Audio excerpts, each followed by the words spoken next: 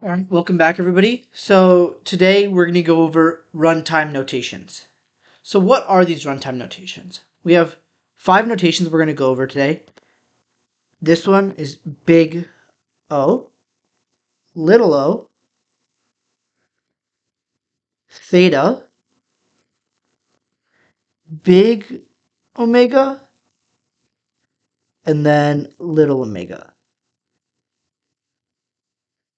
So before we get into what these different notations are, let's go into why we even measure runtime and what are the purpose of having runtime notations. So we measure runtime in order to compare the efficiency of algorithms against each other. Such as for sorting algorithms, we have like 5 or 6. And so by understanding their runtimes, we can say which ones are better in what cases.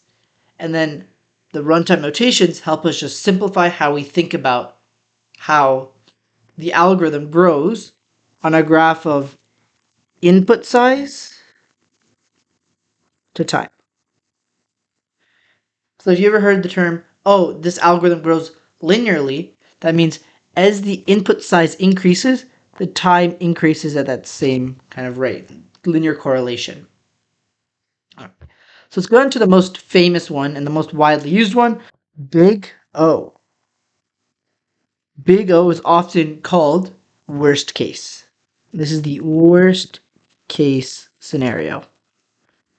So in this worst case scenario, what does this actually mean in kind of discrete math terms or whatever? That means if I had f of n, which is the function that can describe our algorithm's input size to time, is O of g of n, oops, if, right, for all constants c, so for all c where c is greater than 0, there exists an n naught such that f of n is less than or equal to c times g of n. Okay, so this is kind of a complex statement. I'll draw a little graph just to simplify it. Correct? So basically saying, all right, so this is our time, and this is our input size. Input size. Let's say our algorithm, I'll put this in blue. This is their f of n, goes like that. That's how it goes. So this is f of n. We want to find some g of n that we can notate as O of g of n, where there exists some c times g of n that is greater than or equal to f of n.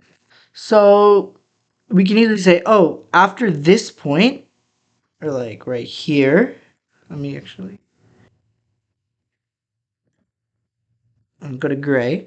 Let's create some line like this. We're now going to say is always greater than it. So after a certain point, basically saying after this cutoff of what we call now n naught, our g of n will always be greater than our f of n. Anything before it, it's fine. If let's say we're a size of 2, g of n is less than f of n, that's fully okay. We only care about after this certain point. It could be 10, it could be 20, it could be a million. It doesn't matter. There's just a certain point that exists where g of n is greater than f of n. Now then, a part of big O is an idea called little o, where in little o, it's a more strict case of big O. Basically saying this is still worst case, but now, if you can see with big O, we have f of n must be less than or equal to c of g of n. Little o is the same thing, but now the f of n must always be less than c times g of n, meaning that the two functions after some point of n naught can never touch. So to put this into context, We have our graph, input size, and time. We can draw our f of n as that, so f of n. Now, for some constant times g of n, there exists an n naught where they don't even like touch. So we can have our graph as something like this, or even weirdly enough, it doesn't need to be perfectly like aligned to it. Technically, we could have a line that goes like that, and that is little o of this f of n still, because after a certain point, it's always greater. We can even have a line that goes like this, because after this n naught, our g of n is always going to be greater than our f of n. What we're basically comparing here is what is asymptotically greater as you go towards infinity. The next one I'm going to go over is I'm going to skip over theta. I'm going to go into big omega. Now, big omega notation is what's widely shown as best case. So this is like the complete opposite of big O, whereas for big O, f of n had to be less than or equal to c times g of n. Here, it's the same case, where after some n naught, f of n is greater than or equal to c times g of n. And just to draw my quick graph, I got input size, and then I have time. So if I had some kind of algorithm like this is my algorithm, f of n, I can have my best case be like that, which is just a horizontal line. The line. And technically, because after some point, which we note as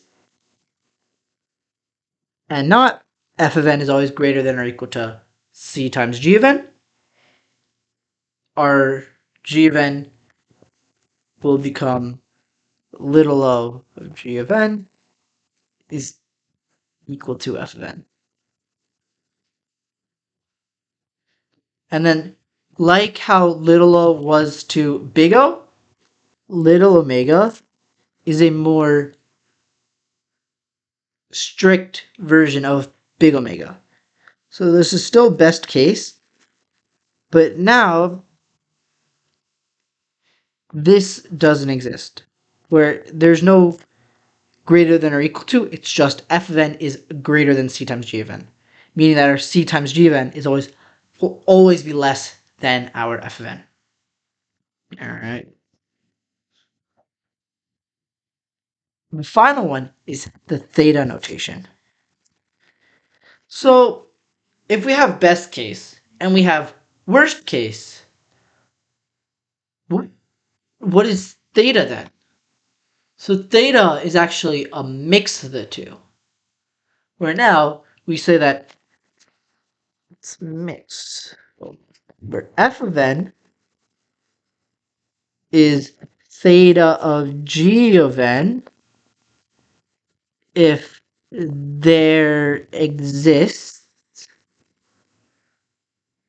some constraints, right? So some C1 and some C2. So these are just two random constant values. And some n not greater than 0, where C1 times G of n is less than or equal to f of n, but also C2 times G of n is always greater than or equal to f of n. And this is for all n greater than n naught.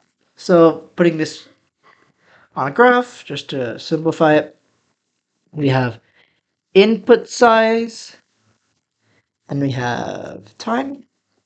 Let's say we had some algorithm that's just a linear algorithm that goes straight. We can say this is y is equal to x. So there exists some, I guess, y is equal to 2x, which is going to always be greater than that. And there exists some y is equal to 1/2 x, which is always be less than that. So then we can say, because we know there's a constant of 2 that makes it greater, and a constant of 1/2 that makes g of x less, we can then end up saying is we have a relationship where our algorithm x is equal to theta of x. This basically saying that our runtime can be bounded because we can have a top and the bottom, both by this function inside. So just to clear up this idea, I want to draw a quick Venn diagram that helped out for me, just to put all these things into space. So if we have two circles, right? So this side is going to be our big O of n, some function n, and this side is our big theta, big omega of n.